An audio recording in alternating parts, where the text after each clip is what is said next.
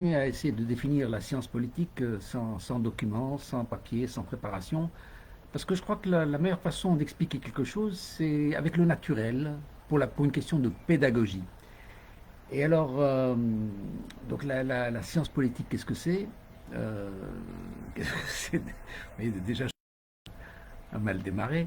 Euh, donc c'est la gestion. Je vous ai fait tout à l'heure la comparaison avec le corps humain, le corps humain qui concerne la médecine. Donc c'est le soin du corps. Donc c'est la gestion du corps pour un médecin, la gestion d'une ingénierie pour, un, pour quelconque ingénieur, et pour le politicien, c'est la société. Il gère la société, l'évolution de la société. Et la première définition est sans doute la plus juste lorsqu'on parle de la politis qui concernait la gestion de la cité. Donc vous vous souvenez, dans les premiers mots d'Aristote ou de Platon, je ne sais plus, toute la question était de savoir comment gérer la cité. Parce que la cité, c'est un endroit délimité dans ses murs, et il faut gérer l'alimentation de sa population, sa sécurité, ses biens. Eh bien, la cité, pendant longtemps, pendant très longtemps, la cité était le lieu politique, le lieu de la politique. Qui allait gouverner? Comment allait-il gouverner? De quelle manière? Etc. Et donc la politique, la police concerne la gestion de la cité. Et c'est pour ça que j'ai souvent évoqué le développement de l'île, parce que l'île est une cité. L'île a des frontières reconnues, délimitées.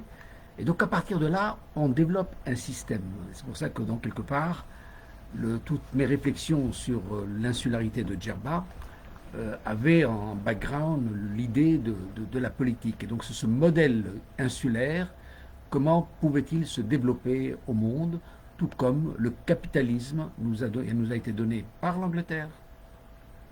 Vous vous souvenez que la révolution industrielle s'est passée en Angleterre, et un cours vous permettrait de vous dire que même si les avancées technologiques ont eu lieu en Hollande, dans les Pays-Bas, eh bien, la révolution industrielle s'est déroulée en Angleterre. Et pourquoi en Angleterre? Bon, il y a toute une explication, c'est tout un chapitre, tous les avantages de l'île, les rapports, tandis que le continent était limité par des frontières. Et c'est cette notion de frontière. La cité est limitée par des frontières, des murailles autour de la ville. Donc c'est un endroit délimité.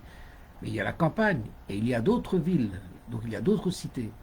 Comment arriver à gérer un ensemble de cités, comment gérer un ensemble de territoires? Et donc voilà, ça c'est la politique. Et donc la politique, c'est la connaissance du général, le général qui commande, puisqu'il s'appuie sur toutes les connaissances de droit, d'économie, de ressources fiscales, d'héritage, de conservatisme, de modification, de réforme, d'obéissance, de loi, de respect, de valeurs, d'histoire, de sociologie, pour comprendre, afin de déterminer les bonnes décisions, d'équilibre, de croissance. Quand on dit croissance, c'est croissance harmonieuse, croissance équilibrée entre les ressources, les moyens. Et donc, c'est en fin de compte, c'est gérer le bien-être de la population. C'est ça la politique. Donc, il y a une fonction altruiste et il faut être payé pour faire cette fonction altruiste. D'accord? Et donc, ça, c'est une des recommandations que j'avais fait aussi dans le bouquin. Tout comme on fait recommandation.